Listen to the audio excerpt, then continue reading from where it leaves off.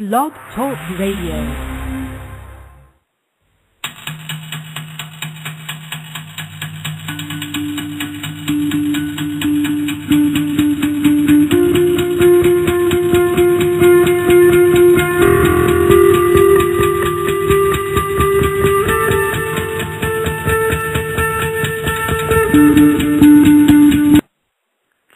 Earlier than we normally do it. It's 5:30 in the morning, believe it or not. We're making up for a studio recording that we missed at 2 a.m. It's probably better anyway, so we'll get some privacy here on the lines and be able to just delve in and get this recorded for our YouTube fan base. We're visiting today Dr. John magazine, and we're going to go through the last year of 2011 to 2012. Kind of going through this year and seeing where it took us. First thing I want to read you is a lyrical short, and it's called Lately. It says, days of never-ending sorrow, drowning in the time for the happiness night borrowed, pulling back just to pull in breath, because the weight is too heavy and there's nothing else left. The quiet room where you can't find peace, prisoner to your thoughts, unable to break off the leash. Time becomes an enemy, while death could be a friend. The past burns behind your former self, running to an end. Walking down the street, tears in your eyes, the smile the mask hides, with the pain possible in disguise.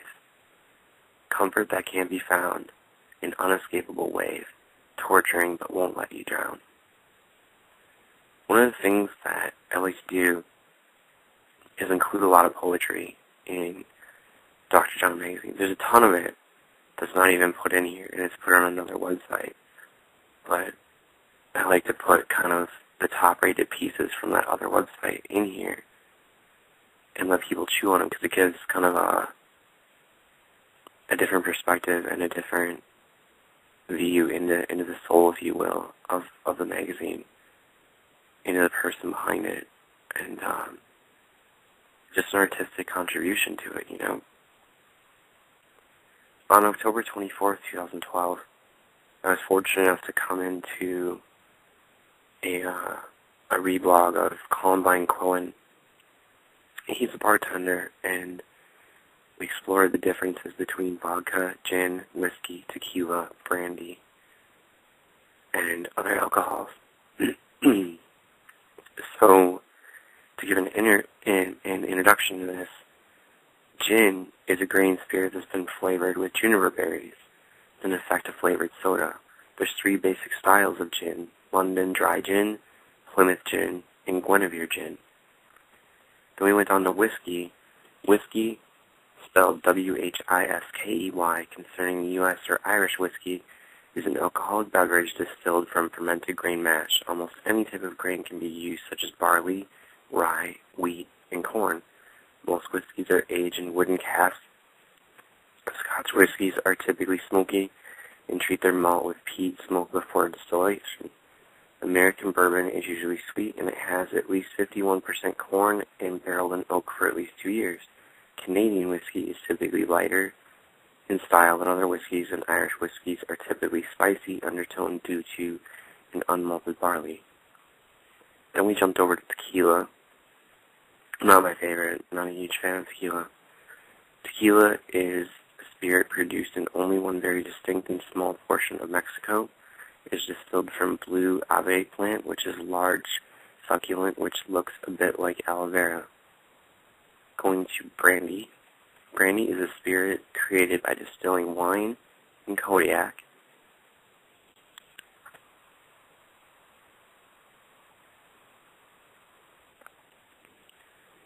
And next time you reach for a bottle of Cossuer, try its American counterpart. I think you'll be surprised.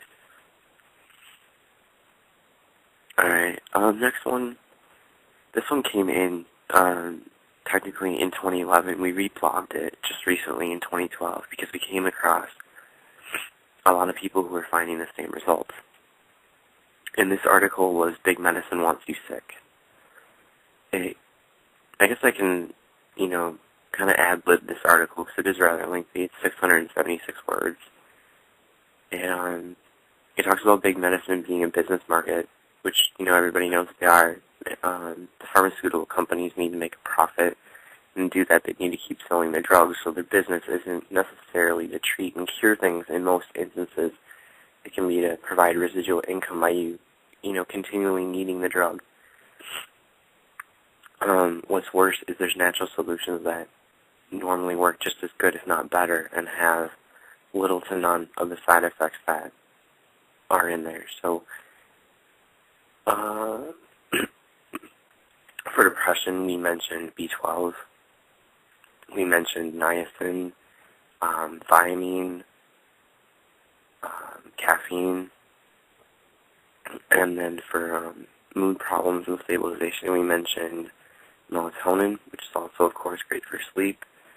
We mentioned a bunch of them, but the main point was to highlight that you should be looking into natural solutions whenever possible, because they do exist and they are out there. So that article's out there. Next we went on, this is more recent, October 18th, 2012. Artificial contact, the digital world killing traditions.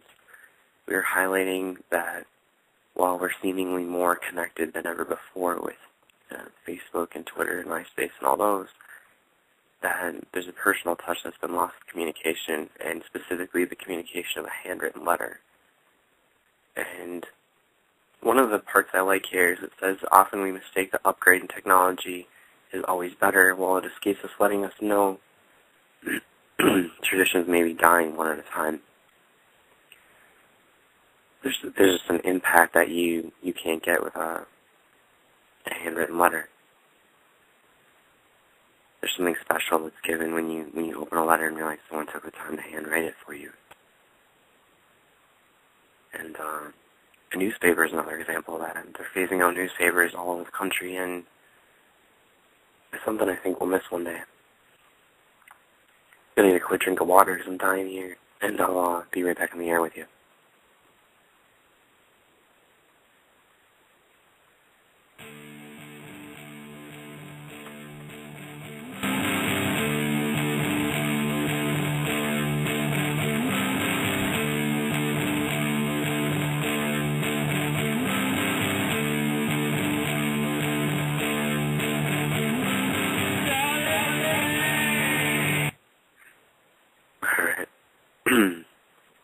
Wow, back in the air. What did they do to the show? So yeah, like laryngitis or something. So in the newspaper now, that's dying, and how it's dying tradition. Books are now kind of on the chopping block there too. So, this article isn't necessarily made or designed for people to go out and delete their Facebooks or stop using Twitter. I take Facebook breaks. That's what I do. I throw my account on inactive, and I take 2-3 months off Facebook at a time, and then that's when I either delve into written projects, or I get back to the real world and put the computer away.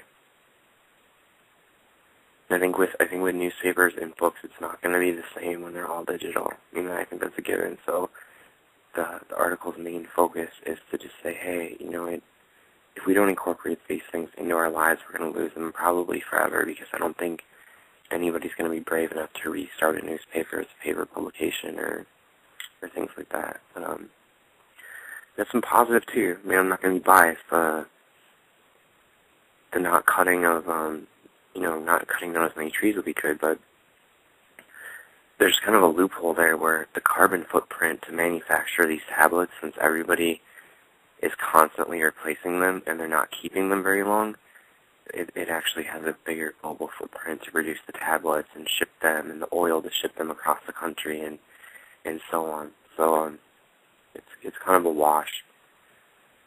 Alright. Watching Syria Burn was our next one, and we published that on October 12th, 2012. The estimates are actually higher now. On the article that we wrote, it says that 25,000 people had died, and it's well above 35,000, 40,000 now. It's a tragic thing. They have, I guess you could partially call it civil unrest in Syria. I'm sure a lot of people know about it, but I think sometimes it's kind of hard to put into context how many lives that is.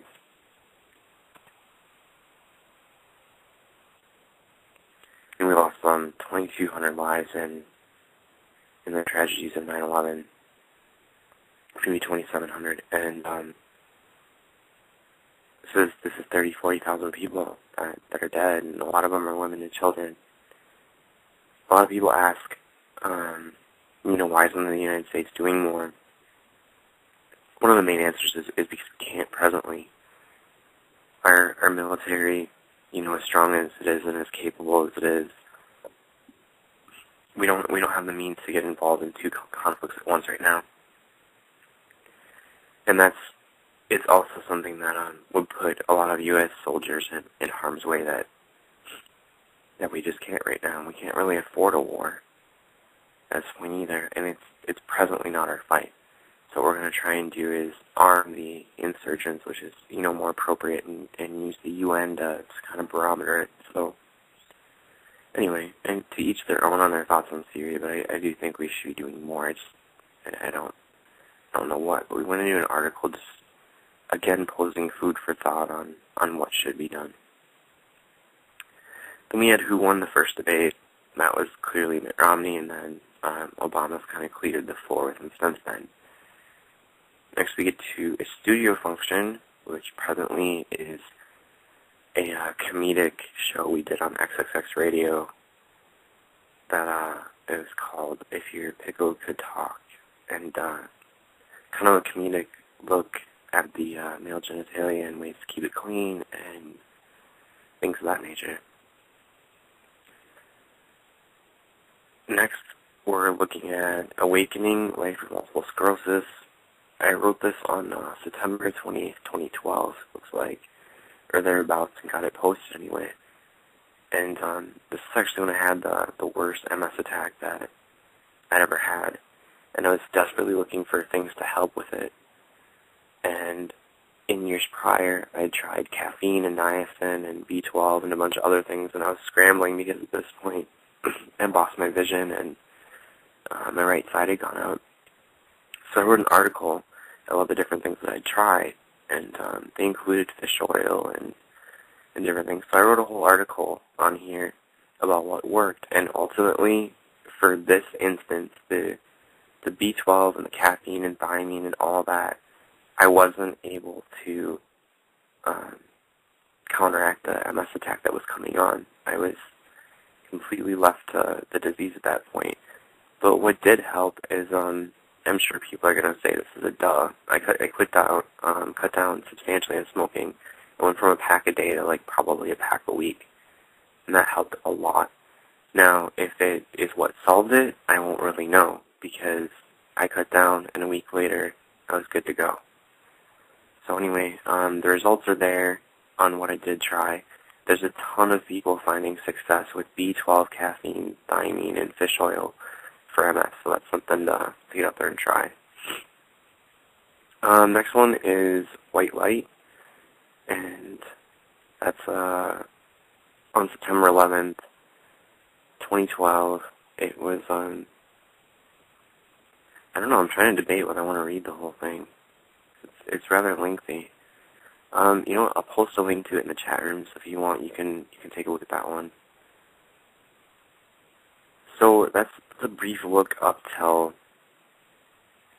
gosh, that gets us up to September of 2012.